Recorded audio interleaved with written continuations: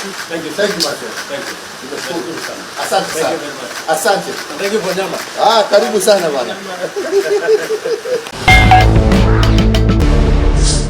Ladies and gentlemen, welcome to Siasa 254, your number one YouTube Kenyan political channel where we unpack Kenya's biggest political headline. Now, in this episode, I want us to look at the growing Uhuru-Ruto romance and what it means for 2027 and whether Raila Amolo Odinga will be there for William Ruto or Uhuru Kenyatta will stand in the cup for William Samoei Ruto. Now, without wasting time, ladies and gentlemen, let's dive direct into the conversation. Now, yesterday, we saw how Uhuru Kenyatta was welcomed in the Statehouse by William Ruto, who gave him a tour of the Statehouse, and thereafter they had an indoor meeting in which the discussions in there is still raising questions on whether Uhuru and Ruto are going to work together in 2027.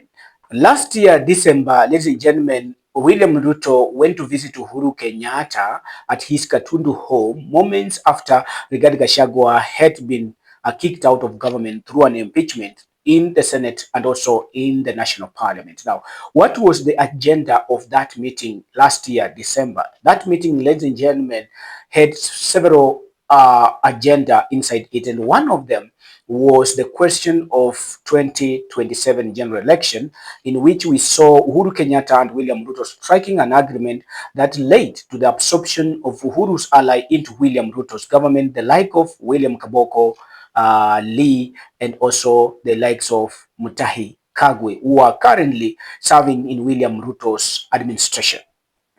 Another objective of that meeting, ladies and gentlemen, was to tame the overgrowing popularity of Rigathi Gachagua in the mountain at that time, keeping in mind that Rigathi Gachagua had just been impeached and his popularity was growing more even than when he was still in government. And Uhuru Kenyatta did not like that fact because remember, during the 2022 general election, when Rigathi Gachagua was campaigning for William Ruto, their relationship with Uhuru Kenyatta grew bitter day after day, and the two were not in good terms. And that status still exists today because we have not seen Uhuru Kenyatta and Rigathi Gachagua in one meeting over the last 2 years. Just before we dive too deep in these conversations, ladies and gentlemen, allow me to invite you to subscribe this for the to just allow me to invite you to subscribe to this channel. You are there, you're watching for the first time, you're watching for the second, third time, you're here to subscribe. Kindly hit the subscription button, smash the notification bell,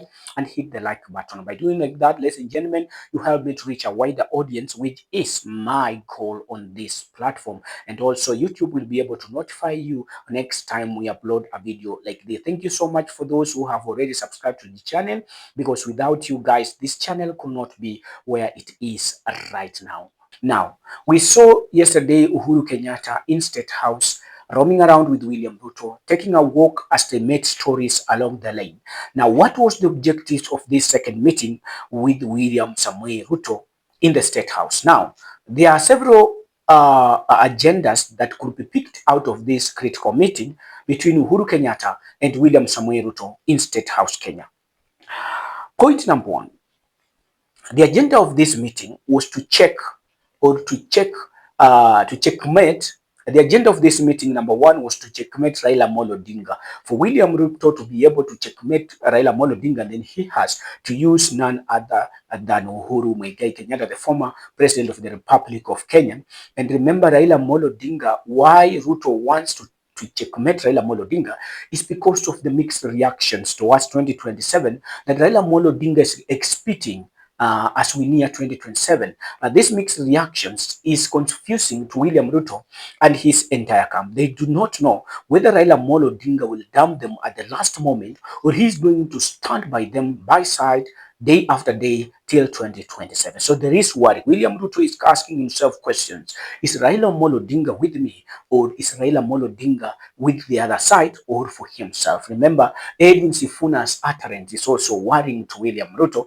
Remember, Edwin Sifuna is the Secretary General of ODM and also the spokesperson of the ODM who communicates the official standing of the party. And we have seen Raila Amolo Odinga coming out on several occasions to defend what Sifuna speaks, adding on it that stressing that Edwin Sifuna speaks on behalf of the party. So he is, in other words, the mouthpiece of Raila Amolo Odinga.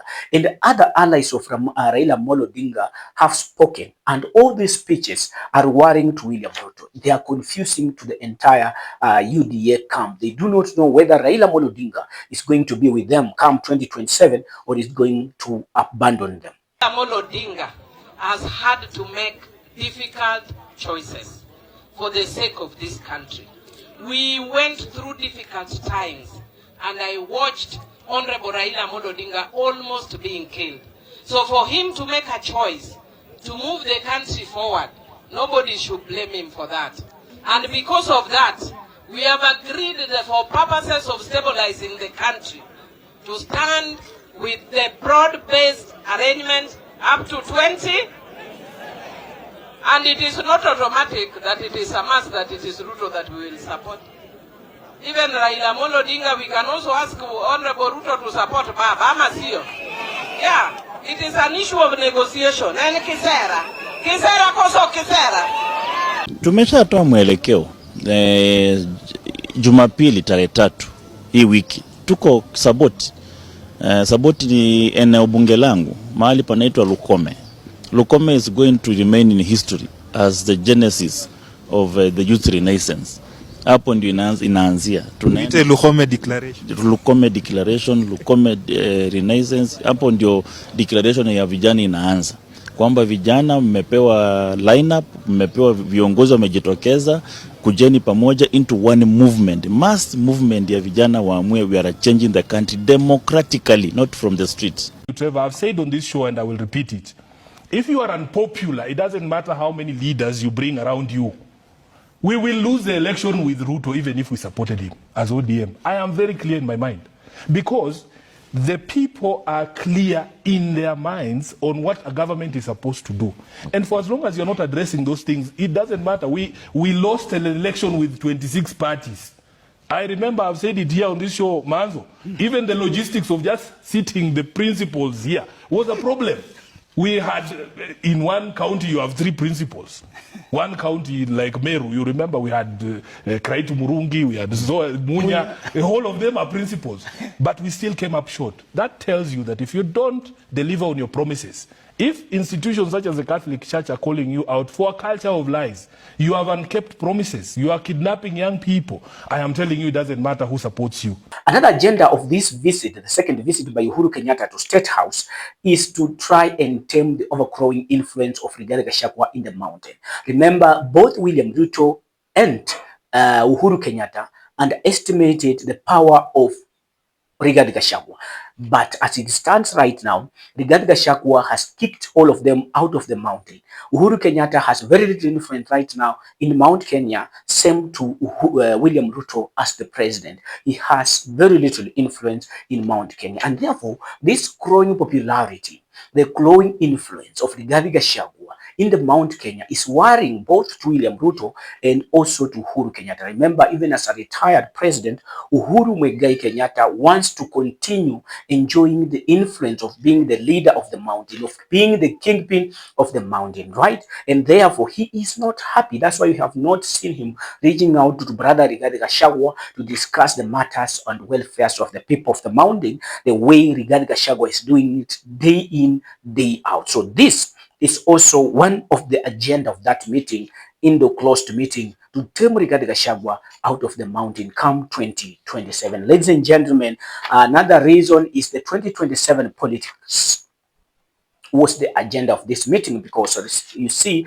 Uhuru Kenyatta is trying to front Fred Okengo Matiang'i for 2027 general election, and William Samoei Ruto, being a clever politician, understands that the influence that Rigathi Gachagua, Fred Matiang'i attracts, by the support that Fred Matiang'i attracts among Kenyan youth and the Kenyans in general, is big, and it's enough to make him one term, and therefore he's trying through Uhuru Kenyatta to persuade Fred Okengo Matiang'i to abandon running for presidency and join William Samoei Ruto's camp ahead of 2027, all right? And also, it's about the businesses of Uhuru Muigai Kenyatta. Remember, the Kenyatta family owns a quarter of Kenyan land and, of course, businesses. And therefore, to protect these businesses, to protect this wealth for the future of the Uhuru Kenyatta family, therefore, Uhuru Kenyatta has to work together with William Ruto to see who is going to be the next the president to safeguard the businesses and the wealth of the Kenyatta family, all right?